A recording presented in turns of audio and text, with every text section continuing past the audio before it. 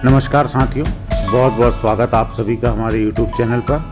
साथियों, जैसा कि आप सभी जनगणना के कार्य में लग गए हैं और अब आपने ऐप पर अपनी एंट्रियां प्रारंभ कर दी, तो आप बहुत अच्छे से कर पा रहे हैं और कुछ साथियों को अभी भी कुछ जगह परेशानी आ रही है। तो हम प्रयास कर रहे हैं इस वीडियो के माध्यम से कि हम एक बार ऐप पे एंट्री किस तरीके से होना है उसको यहाँ पर जान लेते हैं और ऐप के जो फीचर हैं उनको किस प्रकार से और कब कब आपको यूज़ करना है। तो साथियों, इसी के साथ एक कार्य और है कि हमारे कई सारे साथी आज भी कंफ्यूज हैं जनगणना भवन, जनगणना मकान और परिवार संख्या। तो ये कुछ संख्याएं हैं जो उनको कंफ्यूज कर रही हैं बार बार। तो हम प्रयास करेंगे कि हम यहाँ पर बहुत इजीली उन चीज़ों को समझ पाएँ और अपनी सही एंट्री कर पाएँ। तो साथियों, आपने लॉगिन कर लिया होगा और लॉगिन करने के बाद जो आपका ऐप है उसमें इस प्रकार से इंटरफेस आपको दिखता है। तो ये जो 6 प्रकार से आइकॉन आपको दिख रहे हैं, यहाँ से आपको एंट्री को करना है। अब इसमें सबसे पहला है न्यू हाउस लिस्ट एंट्री। यदि आपने ऐप की लैंग्वेज हिंदी चुनी होगी तो ये सब हिंदी में दिखेगा, और यदि आपकी जो ऐप है उसकी लैंग्वेज अंग्रेजी है तो ये सब कुछ इस प्रकार से दिखेगा। अभी हमने इंग्लिश चुनी हुई है तो इसलिए यहाँ पर पूरा इंग्लिश में दिखाई दे रहा है। New house list entry, updation data, edit already sync data, view summary, sync और मार्क एज कंप्लीटेड, इतने ऑप्शन आपको दिख रहे हैं। तो साथियों, जब आप कार्य प्रारंभ कर रहे हैं तो सबसे पहला काम जो आपको करना है, मैं पूरे ऑप्शन पे आपसे चर्चा करूंगा कि कैसे कैसे करना है और एक एंट्री भी करके दिखाऊंगा कि आपको किस प्रकार से करनी है। तो सबसे पहला जो पहला बॉक्स है न्यू हाउस लिस्ट एंट्री, आपको इसका प्रयोग करना है और इसको क्लिक करके अपने कार्य को शुरू करना है। अपडेशन डाटा वाला जो बॉक्स है, ये आप जिस डाटा को कंप्लीट कर चुके हो उस डाटा को यदि अपडेट करना है तो यहाँ से होगा। एडिट ऑलरेडी सिंक डाटा, यदि आपने डाटा सिंक कर दिया उसको यदि अपडेट करना है, यदि आपके सुपरवाइजर साथी ने वो वापस किया है रिमार्क डालकर, तो वो यहाँ से होगा। आपने कितना कार्य किया है वो पूरी चीज़ व्यू समरी से आपको दिखेंगी, या सारांश देखें हिंदी में लिखा मिलेगा। सिंक, सिंक का मतलब आपने जो अपडेशन किया, जो ऐप में एंट्री की, उसको सर्वर तक पहुंचाना, मतलब सरकार तक पहुंचाना। तो ये आप सिंक करेंगे तो ये अगली स्टेप पे चला जाएगा। और जब आपका पूरा काम खत्म हो जाएगा उसके बाद आपको यूज़ करना है मार्क एज कंप्लीट वाला ऑप्शन। तो अब हम देखते हैं कि किस प्रकार से हमको एंट्रियां करनी है। जब हमने न्यू हाउस लिस्ट एंट्री चुना तो चुनने के बाद इस प्रकार से इंटरफेस हमारे सामने आ जाएगा। साथियों, यहीं से बहुत अच्छे से देखिएगा, हमारे कई सारे साथी यहीं पे कंफ्यूज चल रहे हैं और कई सारी परेशानियां उन लोगों को आ रही हैं। यहाँ पर जैसे ही हम अंदर जाते हैं तो सबसे पहले एक नंबर पे लिखा है लाइन नंबर। ये line number by default number है, इसमें आपका कोई रोल नहीं है। ये ऑटोमेटिकली हर बार जब भी आप उस आइकॉन को क्लिक करके आगे जाएंगे तो ये लाइन नंबर जनरेट होता जाएगा। मतलब हर एंट्री पे एक लाइन नंबर जनरेट होना है। इसका मेल किसी से नहीं होगा। इसे मिलाने के चक्कर में ना पड़ें कि बिल्डिंग नंबर या सेंसस हाउस नंबर ये सब ये मैच करे, तो ये मैच नहीं होगा। इन हाउसों की संख्या या बिल्डिंग्स की संख्या के आधार पर ये परिवर्तित होता रहेगा। तो ये सीरियल से चलेगा। अभी जैसे आपको स्क्रीन पे 4 दिख रहा है तो 4 के बाद 5, 6, 7, 8 इस प्रकार से ये दिखाई देगा। तो इसको लेकर अब आपको परेशान नहीं होना है। दूसरे नंबर पे चलते हैं बिल्डिंग नंबर। बिल्डिंग नंबर जिसे हिंदी में जनगणना भवन क्रमांक कहेंगे। अब साथियों, यहाँ पे समझ लीजिएगा अच्छे से, भवन से तात्पर्य है कि एक ऐसा किसी परिसर के अंदर स्थित एक ऐसी जगह जिसके अंदर अलग अलग जनगणना मकान हैं या हो सकते हैं, उसको कहेंगे बिल्डिंग नंबर।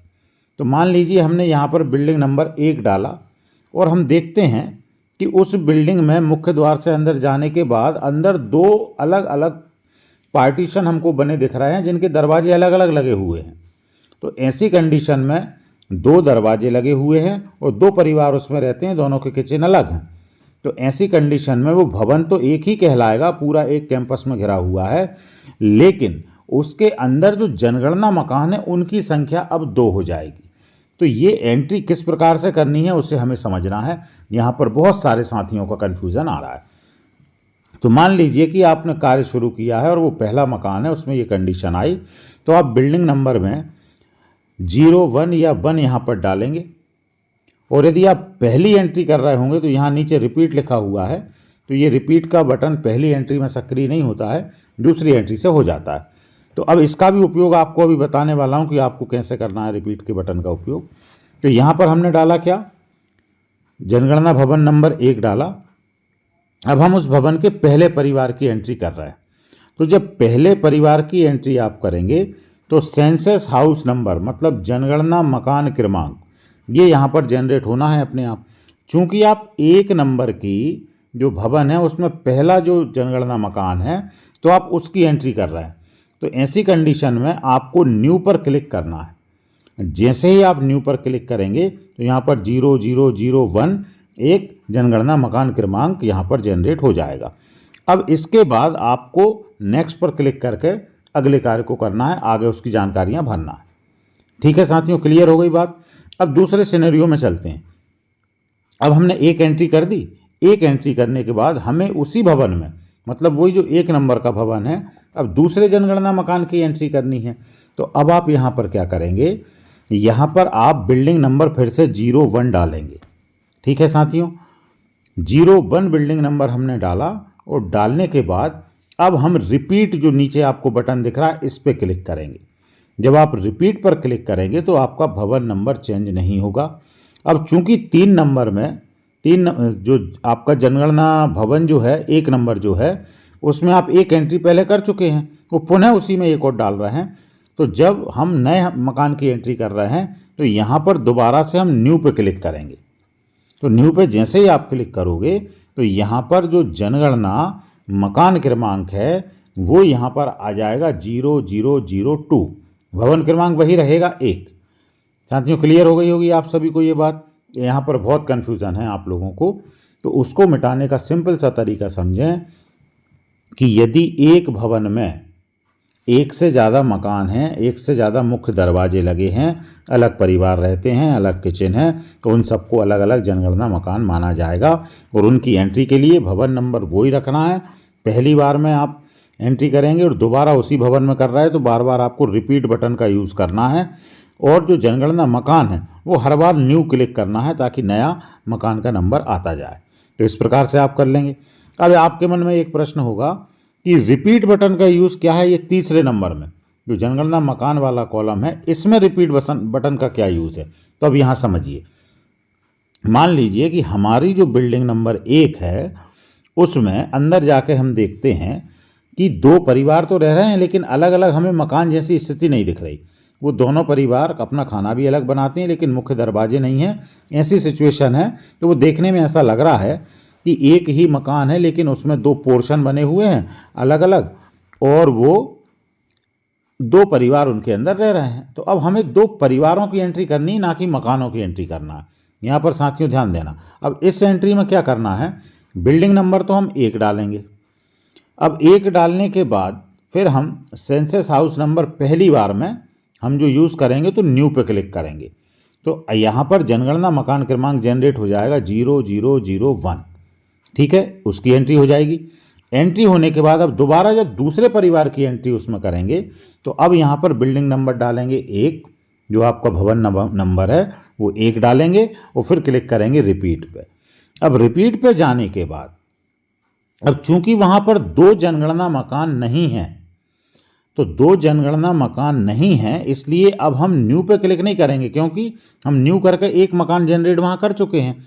तो अब हमें न्यू पे क्लिक नहीं करना, लेकिन चूंकि हमारे परिवार 2 वहाँ पर रह रहे हैं तो अब हमको क्या करना है, यहाँ पर रिपीट बटन को क्लिक करना है। तो जब आप रिपीट बटन को क्लिक करेंगे तो यहाँ पर हाउस नंबर फिर से इसका जो पहला वाला जनरेट हुआ था 0001 वही रहेगा, लेकिन आगे परिवार की संख्या चेंज हो जाएगी। तो अब मैं आशा करता हूँ कि तीनों बटन के उपयोग आपको क्लियर हो गए होंगे। तो जो भी सिनेरियो है उसके अकॉर्डिंग आप जाएँ, यहाँ पर नंबर डालें और नंबर डाल के नेक्स्ट बटन को आपको क्लिक करना है। अब नेक्स्ट बटन पर क्लिक करने के बाद ये वही भवन नंबर वाली कंडीशन है। इस जब साथियों आप वहाँ पर मकान का चयन करके भवन नंबर वगैरह डाल के आगे जाते हैं तो एक मैसेज फिर आपको आएगा, do you want to continue with SE reference. ये ऑप्शन आ रहा है काहे के लिए, जो SE ID या स्वगणना की गई है उसके लिए। तो यदि जिस मकान में आप गिनती के लिए गए हैं, जनगणना के लिए गए हैं, यदि उनने स्वगणना करके रखी है तो आपको यहाँ पर यस क्लिक करना है। यदि उनने नहीं की है तो आपको नो क्लिक करना है। यदि उनने यस की है तो यस करने के बाद यदि आप देखेंगे आपने यस किया तो इस प्रकार का एक बॉक्स आपकी स्क्रीन पे आ जाएगा। अब बॉक्स आ गया तो इसके अंदर आपको वो नंबर डालना है जो सामने वाला व्यक्ति हमें उपलब्ध करा रहा है। तो वो जनरली एच से शुरू हो रहा है, एच और उसके बाद की जो भी चीज़ें हैं वो 12 अंकों का आएगा। वो डालने के बाद आपको इसको सिंपली सबमिट पर क्लिक करना है। जैसे ही आप सबमिट पर क्लिक करेंगे तो इस प्रकार से जो उस व्यक्ति के द्वारा अपनी स्वगणना के समय जो डिटेल भरी गई है वो इस प्रकार से आपको पूरी दिख जाएगी। अब कई जगह क्या हुआ है कि जो व्यक्ति भर रहा था उसने नाम तो अंग्रेजी में भर दिया, मुखिया का नाम, लेकिन हिंदी में नाम नहीं भर पाए और वहाँ पे एक शब्द हिंदी पहले ऑलरेडी लिखा रहता था जब हम स्वगणना करते थे। तो अभी जब यहाँ पर जो आपके सामने पेज खुलेगा तो उसमें मुखिया का नाम फिर नीचे हिंदी लिखा होगा। तो अब यदि मुखिया का नाम हिंदी लिखा आ रहा है इसका मतलब हम समझ जाएं कि नाम को हिंदी में नहीं लिखा गया है। तो ऐसी कंडीशन में यदि आपको वहाँ हिंदी में लिखना है तो इसमें 3 बटन हैं। सबसे नीचे आप देखें ये 3 बटन, तो इसमें जो बीच वाला है जिस पे एडिट लिखा है, आप एडिट या हिंदी में आप देखेंगे तो संपादित करें ऐसा लिखा होगा, तो वहाँ एडिट पर क्लिक कर लें। ये पूरे क्वेश्चंस में से खुल जाएंगे और जहाँ पे आपको सुधार करना है उसको कर दें। और यदि सब कुछ सही है तो ये कन्फर्म लिखा है, इस पर आप क्लिक करें तो ये चीज़ आगे बढ़ जाएगी। इस प्रकार से आप पूरे आंसर्स देख लें, वो सब रिव्यू कर लें और रिव्यू करने के बाद आप आगे बढ़ जाएं। अब ये पूछेगा यदि आप नई एंट्री कर रहे हैं तो प्रीडोमिनेंट मटेरियल ऑफ फ्लोर, मतलब फर्श की सामग्री क्या है। तो यहाँ पर ये ऑप्शंस हैं। ये आपकी जो ट्रेनिंग्स वगैरह हुई होंगी बहुत अच्छे से आपने वहाँ सीखा होगा कि कच्चा कब हम कहेंगे, लकड़ी का कब कहेंगे, ईंट का बना हुआ कब कहेंगे, पत्थर का कब कहेंगे। तो जो भी फर्श की सामग्री है उसको यहाँ सिलेक्ट करें। सिलेक्ट करने के बाद 3 बटन यहाँ पर होते हैं साथियों। पहला है प्रीवियस, दूसरा है जंप और तीसरा है नेक्स्ट। तीनों बटन के उपयोग समझ लें। यदि आप नेक्स्ट करते हैं यहाँ का डाटा भरने के बाद तो ये आपको अगले पेज पर लेके चलेगा। यदि आप जंप करते हैं, जंप का मतलब होता है कूदना, तो अब आप यहाँ से किसी विशेष पेज के ऊपर कूद सकते हैं। और यदि आप प्रीवियस करते हैं तो इसके पिछले वाले पेज पे आप चले जाएंगे।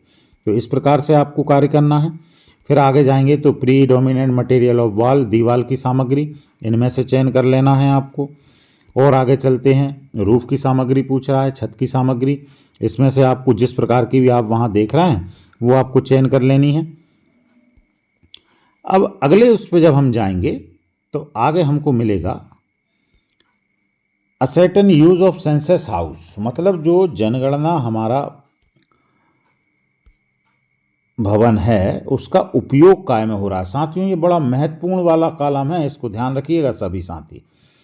अब यहाँ पर 1 से लेकर 9 तक और लास्ट में 0 ऑप्शन बने हुए हैं। तो अब वो आवास के लिए उपयोग में आ रहा है तो हम 1 नंबर को टिक करेंगे। यदि वो रेसिडेंस कम अदर यूज़ है, मतलब वहाँ पर एक परिवार रहता भी है, साथ में कोई अन्य उपयोग होता है। अन्य उपयोग क्या हो सकता है, नीचे दुकान चल रही हो ऊपर व्यक्ति रह रहे हों, या ऐसा हो सकता है नीचे कोई ढाबा चल रहा हो ऊपर कोई व्यक्ति रह रहे हो, नीचे कोई होटल चल रहा हो ऊपर किसी का परिवार रहता हो। तो यदि ऐसी स्थितियाँ हैं तो ये 2 नंबर वाले ऑप्शन से जाएगा आगे, रेसिडेंस कम अदर यूज़। यदि कोई दुकान और ऑफिस ही है उसमें कोई व्यक्ति रहता नहीं है तो 3 नंबर से आपको चलना है। यदि कोई स्कूल कॉलेज है तो 4 number, hotel lodge guest house ETC है तो 5 नंबर, कोई हॉस्पिटल है 6 नंबर, फैक्ट्री वर्कशॉप या अन्य कोई चीज़ है 7 नंबर, कोई मंदिर है, मस्जिद है, गुरुद्वारा है तो यहाँ पर प्लेस ऑफ वर्शिप करके हम 8 नंबर सेलेक्ट करेंगे। इतने में से भी आपको लग रहा है कि नहीं उसका उपयोग ये 8 के अलावा कुछ है तो आप 9 नंबर कर सकते हैं, अदर नॉन रेसिडेंशियल यूज़। और ये सब कुछ भी नहीं है, केवल मकान बना खाली पड़ा उसमें कुछ भी नहीं होता तो आप उसे लास्ट वाले ऑप्शन पर 0 पे वैकेंट के आपको क्लिक करना है। साथियों यहाँ का उत्तर बड़ा महत्वपूर्ण होगा इस कॉलम का आपका, क्योंकि यदि आप आवासीय चुनते हैं तो आगे के 34 प्रश्न आपको मिलने वाले हैं जिनका उत्तर आपको देना होगा। यदि आप रेसिडेंस का मदर यूज़ चुनते हैं तब भी आपको पूरे प्रश्नों के उत्तर देने होंगे। लेकिन इसके अलावा आप कोई दुकान, school, hotel, lodge, guest house यदि ये चुनते हैं, गैर आवासीय ये कंडीशन जब बनेगी तो ऐसी कंडीशन में फिर आपको पूरे 34 प्रश्नों के उत्तर नहीं देना, कुछ प्रश्नों के बाद ऑटोमेटिक वो स्किप हो गए पूरे प्रश्न और आपकी एंट्री पूरी हो जाएगी। तो जिस प्रकार का भी मकान है यहाँ विजुअली आप उसे बहुत अच्छे से देख लें और किस प्रकार का उपयोग उसका हो रहा है उसको यहाँ आप सिलेक्ट करें और सिलेक्ट करने के बाद नेक्स्ट बटन पर आप क्लिक करें। जब आप नेक्स्ट बटन पर जाएंगे तो अब यहाँ पर नीचे इस प्रकार से लिखा मिलेगा आपको रेसिडेंस कम अदर यूज़, और ये जो पेज है नेक्स्ट जो लिखा हुआ है, नेक्स्ट के नीचे इस प्रकार से दो आइकॉन और होंगे। एक इस प्रकार का बॉक्स बना आएगा, आप 1 और 2 के अलावा यदि कुछ भी चुनते हैं या 1 के अलावा कुछ भी चुनते हैं तो यहाँ नीचे एक स्पेस होगा, उसमें लिखा होगा एंटर एक्चुअल यूज़। यहाँ पर आपको नोट करना पड़ेगा, यदि आपने गैर आवासीय कंडीशन बनाई है तो यहाँ पर वो किस काम में आ रहा है। दुकान है तो यहाँ पर शॉप लिखना पड़ेगा, हिंदी में दुकान लिखिए। कोई वर्कशॉप है तो वर्कशॉप लिखिए, कोई होटल है तो होटल लिखिए, ढाबा है तो ढाबा लिखिए, स्कूल है तो स्कूल, जो भी कंडीशन है। और आवासीय है तो तब तो कुछ लिखने की ज़रूरत नहीं रहेगी। अब नीचे 2 सिचुएशन और हैं, इज़ लॉक्ड और इज़ इंस्टीट्यूशनल। संस्थागत है, यदि आप संस्थागत कौन होगा, कोई जेल है, कोई हॉस्टल वाला स्कूल है, पेइंग गेस्ट पीजी वाला रूम है, कोई ऐसा स्कूल है जिसमें बच्चे वहीं रहते हैं पढ़ते हैं, इस कंडीशन में इंस्टीट्यूशनल होगा। यदि ताला लगा है तो इज़ लॉक्ड करेंगे, नहीं लगा है तो इसी प्रकार से नेक्स्ट पर क्लिक कर देंगे। जैसे ही आप नेक्स्ट पर क्लिक करेंगे फिर आपके सामने एक प्रश्न आएगा, condition of the census house, मतलब उस जनगणना मकान की स्थिति कैसी है। तो यहाँ पर गुड, लिवेबल और डायलिपिटेटेड। तो अब आपको जैसी भी है, अच्छी है, मरम्मत योग्य है या जर्जर है, तो 3 में से जो भी कंडीशन है आप उसको चुन के और नेक्स्ट पे आपको क्लिक कर लेना है। अब यहाँ पर हाउस होल्ड नंबर ऑटोमेटिक ये चलेगा। हाउस होल्ड नंबर आपको यहाँ पर दिखा मिल जाएगा। फिर 10वें नंबर के क्वेश्चन पे चलते हैं, total number of person normally residing in this house hold. अब इस हाउस होल्ड में मतलब इस जनगणना मकान में सामान्यतः कितने लोग रहते हैं, संख्या यहाँ डालिए। 11 नंबर कॉलम पे चलेंगे, एंटर नेम, तो जो मुखिया हैं उनका नाम यहाँ पर एंटर कीजिए, नेक्स्ट पर क्लिक कीजिए। फिर उसके बाद चलते हैं अगला, total number of person normally residing in this house hold. तो ये सब संख्या इसमें भरते चले जाएंगे हम, और भरने के बाद आप जो भी चीज़ें आपको यहाँ हैं नेक्स्ट नेक्स्ट करते चलें। फिर उसके बाद अगले प्रश्नों पे जाएंगे तो 12वां जो प्रश्न होगा उसमें लिंग यहाँ पे चुनना है, तो मेल फीमेल ट्रांसजेंडर जो भी है वो चुन लें। यदि इफ़ SC और ST और अदर इनमें से जो भी कंडीशन लागू है वो आपको चुन लेनी है। फिर ओनरशिप, उस मकान का जो स्वामित्व है वो किसका है, खुद का है, किराए का है। अब ये कब कौन सी सिचुएशन होगी आप सब बहुत अच्छे से आपने प्रशिक्षण में देखा होगा, तो इन प्रश्नों में हम ज़्यादा समय यहाँ पर यूज़ नहीं कर रहे हैं। तो इस प्रकार से आप भरते चले जाएंगे। इसके बाद साथियों आप पहुंचेंगे अंतिम प्रश्न पे, mobile number for census related communication only. वहाँ जिस परिवार का आप डाटा यहाँ पर फिल कर रहे हैं उनका मोबाइल नंबर यहाँ पर डालना है, उनसे मांगिए, वो आपको देंगे। देने के बाद उस नंबर को यहाँ डालें। यदि वो नहीं देते हैं उनसे रिक्वेस्ट कीजिए, उनको समझाइए कि ये जो मोबाइल नंबर है किस लिए लिया जा रहा है। तो जब वो आपको उपलब्ध करा दें तो यहाँ डालने के बाद लास्ट ऑप्शन हमारा सबमिट का है, जिसको हमें क्लिक करना है। यदि वो मोबाइल नंबर नहीं देना चाहें तो आप इसे ब्लैंक भी छोड़ सकते हैं। जब आपने सबमिट कर दिया तो सबमिट करने के बाद इस प्रकार से जो पूरी जानकारी आप भर के आए हैं वो पूरी यहाँ से पूरे 34 प्रश्न आपको दिखेंगे। यदि रेसिडेंशियल है उस केस में पूरे 34 नहीं होंगे, प्रश्न तो पूरे 34 लिखे रहेंगे, लेकिन 4 या 5 क्वेश्चन के बाद फिर NA यहाँ सबके आंसर में ऑटोमेटिक आ जाएगा, मतलब नॉट एप्लीकेबल वाली कंडीशन होगी। अब 3 बटन नीचे आपको दिख रहे हैं, कन्फर्म, एडिट और कैंसिल। आपको लगता है सब कुछ सही है, कन्फर्म कीजिए। यदि लगता है कुछ गलत हो गया, सुधार करना, बीच वाला बटन दबाइए, एडिट या संपादित करें उस पर जाइए और जाने के बाद वहाँ से सुधार कर दीजिए, फिर से ऐसे ही पेज आ जाएगा, फिर आप कन्फर्म कर दीजिए। तो जो भी जिस प्रकार का भी आपका कार्य हुआ है, यदि सब कुछ ठीक है तो हम करते हैं कन्फर्म। कन्फर्म करने के बाद अब हमारा वो जो एंट्री है वो सेव यहाँ पर हो गई। अब अगले ऑप्शन पे चलते हैं, अपडेशन डाटा। यदि मान लीजिए कि जो एंट्री अभी आपने करी, आपने सेव भी कर दी, कन्फर्म कर दिया, लेकिन अब आपको याद आता है कि नहीं यार इसमें कुछ गलत हो गया है, तो ऐसी कंडीशन में फिर आप कौन से वाले आइकॉन को यूज़ करेंगे, अपडेशन डाटा वाला जो दूसरा आइकॉन है इसको यूज़ करते हैं। जैसे ही आप इसको क्लिक करेंगे तो जो एंट्री अभी आप करके आए हैं तो इस प्रकार से आपको दिखाई देगी, जिसमें एक कॉर्नर पे पेंसिल बनी है जिससे एडिट का ऑप्शन कहते हैं, और एक लाल कलर की डस्टबिन बनी हुई है जो डिलीट के लिए यूज़ होना है। तो आप इसमें सुधार करना है तो पेंसिल को क्लिक करें तो आपको फिर से पूरा डाटा खुल के मिल जाएगा और आप यहाँ पर सुधार करके फिर से कन्फर्म कर देंगे। और डिलीट वाले बटन से ये एंट्री पूरी तरह से डिलीट हो जाएगी। तो सुझाव ये होगा कि डिलीट बटन का प्रयोग ना करना पड़े, इस प्रकार से आप कार्य करें। यदि कुछ गलत हुआ है तो एडिट वहाँ पर कर लें। अगली कंडीशन में चलते हैं। मान लीजिए कि आपने यहाँ पर उसको सिंक भी कर दिया, कुछ गलती आपसे रह गई और आपने सिंक भी कर दिया। तो यदि ऐसा हो जाता है तो आप अपने सुपरवाइजर महोदय को सूचित करें और वो वहाँ पर उस चीज़ को रिटर्न अपना रिमार्क डाल के आप तक वापस लौटाएंगे। और वो डाटा यदि आपको देखना है तो वो मिलेगा आपको एडिट ऑलरेडी सिंक डाटा। तीसरे नंबर का जो कॉलम का आइकॉन है, यहाँ पर आप क्लिक करेंगे तो वो जो चीज़ वहाँ से रिटर्न आई हैं वो चीज़ें यहाँ आपको प्रदर्शित होंगी। इनमें डिलीट का ऑप्शन नहीं होगा, इसमें केवल एडिट का ऑप्शन होगा। आप क्लिक करें, क्लिक करने के बाद वो पूछेगा आप क्यों करना चाह रहे हैं। तो उसमें जो भी कारण है कि यदि आप खुद कर रहे हैं या पर्यवेक्षक महोदय ने लौटाया है, वो कारण यहाँ सेलेक्ट करके आगे बढ़ जाएं और इसको एडिट कर दें। एडिट करने के बाद इस प्रकार से ऑप्शन आएंगे कि आप क्यों एडिट कर रहे हैं। 3 ऑप्शन यहाँ पे आएंगे, by supervisor, by charge officer, by self. खुद से कर रहे हैं तो बाय सेल्फ करेंगे, सुपरवाइजर साथी ने लौटाया है तो यहाँ पर बाय सुपरवाइजर करेंगे, और चार्ज ऑफिसर साथी ने लौटाया है तो यहाँ पर हम बाय चार्ज ऑफिसर करेंगे। अगले आइकॉन को देखते हैं जो है व्यू समरी। चौथा वाला जो आइकॉन है व्यू समरी, इसका प्रयोग कैसे हमें करना। तो यदि आप इस पर क्लिक करते हैं व्यू समरी पे, तो जब आप अगली स्क्रीन देखेंगे तो इस प्रकार से स्क्रीन आपके पास खुल के आएगी। जैसे मान लीजिए कि यहाँ पर इस जो काम अभी किया गया, इसमें कुल 42 जो थे वो सेंसस हाउस थे, मतलब जनगणना मकान थे। टोटल हाउस होल्ड 9 थे। इंस्टीट्यूशनल जो थे वो थे 5, और मतलब संस्थागत 5 थे, और गैर आवासीय 16 थे। 2 आपके पूरे हो गए हैं, 1 अभी अधूरा है। 44 सिंक किए जा चुके हैं, 11 लॉक हैं और 5 आपने मिटाए हैं। तो इस प्रकार की स्थिति यहाँ पर आपको दिखाई देगी। अब मतलब आपके कार्य की पूरी प्रगति यहाँ पर प्रदर्शित होगी। तो साथियों, उम्मीद करते हैं कि आप इस प्रकार से पूरी एंट्रियों को आसानी से कर पाएंगे। अब अगले ऑप्शन का प्रयोग देखते हैं। आगे जो ऑप्शन है सिंक, तो सिंक का मतलब ये है कि आप जो भी एंट्री करें, जब तक आप सिंक नहीं करेंगे वो अगले स्तर पे नहीं जाएगी। तो आप हर 6, 7, 8 एंट्री के बाद सिंक जरूर करते चलें, ताकि आपका डाटा स्थायी रूप से सुरक्षित भी हो जाए। और सिंक जब आप एंट्रियां कर रहे होंगे तो लगभग हर 10 सिंक के 10 डाटा ऐड करने के बाद वो ऑटोमेटिक ऐप आपसे कहेगा भी कि आपके द्वारा इतनी एंट्री कर दी गई हैं, कृपया सिंक करें। तो यहाँ पर आपको सिंक के ऑप्शन का प्रयोग करना है। अगला लास्ट, जब आप सिंक करेंगे तो सिंक पर जैसे ही आप क्लिक करेंगे तो इस प्रकार से स्क्रीन खुलेगी साथियों।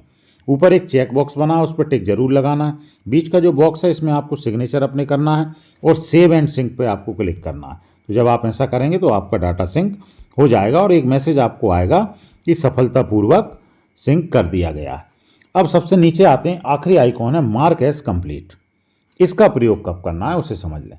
ये सबसे लास्ट में यूज़ करने वाली चीज़ है। सबसे आखिरी में जब हमारा पूरा कार्य हो जाए, तो पूरे कार्य होने के बाद हमें ये बताना है कि हमने अपनी एचएलबी का कार्य पूरा कर दिया, तब इस आइकॉन को क्लिक करेंगे। इस आइकॉन को क्लिक करने के बाद फिर इसी प्रकार का एक मैसेज आएगा, जिसमें एक चेक बॉक्स होगा और सिग्नेचर की जगह होगी। उस पर आपको साइन करना है, चेक बॉक्स को टिक करना है और फिर आपको सबमिट करना है। सबमिट करने के बाद हो सकता है कि ऐसा मैसेज आए, some records are pending to be synced, please sync before making HLB as completed. हो सकता है कि कुछ रिकॉर्ड आपके सिंक ना हुए हों, तो इस प्रकार का एरर आ जाएगा। तो इसमें आपको ओके करना है, पीछे बैक जाना है, दोबारा से क्या करना है, पूरा सिंक करना है। सिंक करने के बाद फिर ये आगे की स्टेज में जाएगी। या फिर ऐसा मैसेज आ जाए, एक दूसरा मैसेज अभी आप देख पा रहे हैं, this HLB is already marked as completed. जब आप कंप्लीटेड कह रहे हैं, यदि आपने पहले से कर दिया, दोबारा से कोशिश करेंगे तो ये कहेगा कि the HLB is already marked as completed, मतलब आपने इसको कंप्लीट घोषित कर दिया। साथियों, एक स्थिति और होगी, ये कंप्लीटेड तब होगी, पुनः ध्यान रखें, आपने जब शुरुआत की थी ऐप की, तो जितने जनगणना भवनों की संख्या, अपेक्षित संख्या और जनगणना मकानों की अपेक्षित संख्या डाली थी, उतनी एंट्रियां पूरी हो जाएंगी, उसके बाद ही कंप्लीटेड मार्क होगी। तो आप ये पूरा तय कर लें कि आपके जितने मकान, भवन और मकान आपने भरे थे वो पूरे हो गए हैं कि नहीं।